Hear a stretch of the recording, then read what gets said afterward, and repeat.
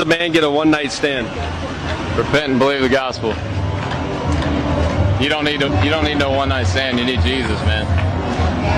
Fair enough.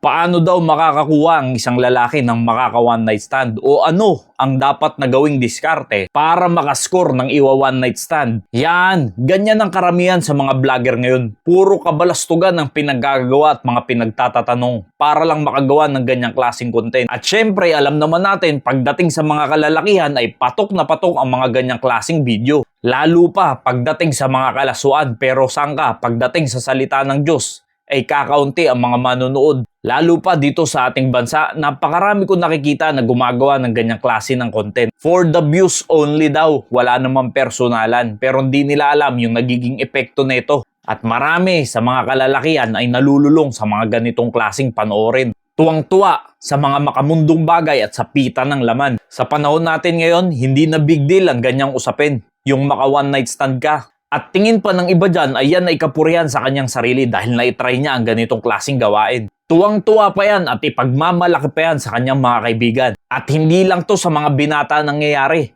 pati rin sa may mga asawa na. There is a way that seemeth right unto a man, but the end thereof are the ways of death. Maraming tao ang ganito mag-isip.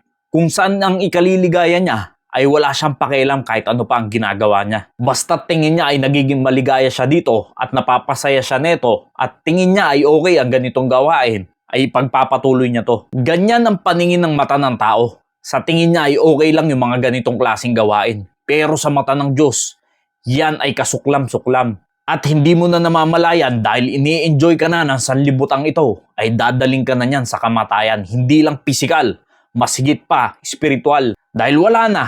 Nadala ka na ng sanlibutan, na-enjoy ka na, hinihili ka na ng mundong ito sa kasalanan. Natingin mo, yan ang tunay na kaligayahan. Pero mga kapatid, mga kaibigan, ang totoong kaligayahan ay nasa Panginoong Jesucristo lamang matatagpuan. Rejoice, O young man, in the youth, and let thy heart cheer thee in the days of thy youth, and walk in the ways of thine heart, and in the sight of thine eyes, but know thou that for all these things, God will bring thee into judgment. Kayong mga kabataan, masyado kayong nag-i-enjoy sa pita ng laman. Masyado kayong hinihili ng mundong ito sa kasalanan. Sige, gawin mo lang lahat ng yan. Magpakasaya ka hanggat sa gusto mo. Pero ito ang pakatandaan nyo.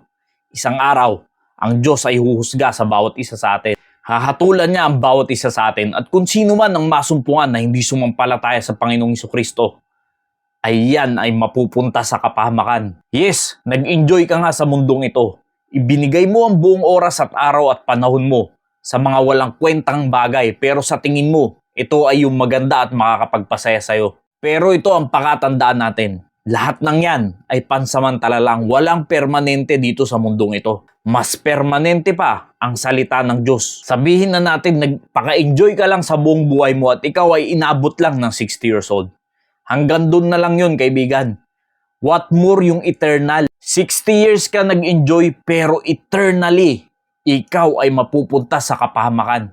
Eternally, ikaw ay magsasuffer sa dagat-dagatang apoy. Di mo kayang ilagay sa porsyento ang 60 years. Masyado yung maliit kumpara sa eternal. Kaya't huwag mong sayangin ang buhay mo, kaibigan. Habang ikaw ay may pag-asa at may pagkakataon pa, kailangan mong tanggapin ang Panginoong Jesucristo sa pamamagitan ng pananampalataya. At ikaw ay magrepent sa lahat ng mga pinaggagawa mo sa buhay para masumpungan mo ang totoong kaligayahan na hinahanap mo. At nakakatuwa doon sa lalaki na sumagot sa kanya dahil imbis na sagutin niya ang tanong sa kanya, ay iprinisenta niya ang Panginoong Jesucristo para sa kanyang kaligtasan. Nawa tayo mga mananampalataya ng Panginoong Jesucristo ay huwag tumigil na ibahagi ang kaligtasan sa bawat isa. Dahil kahit anong oras, anong araw ay pwedeng may maligtas. Kaya tayo patuloy lang na ibahagi ang gospel sa bawat isa dahil nalalapit na ang panahon, mga kapatid. Malapit na magbalik ang Panginoong Jesucristo. Nawa naging pagpapala po ang mensaheng ito. Maraming salamat po and God bless you all.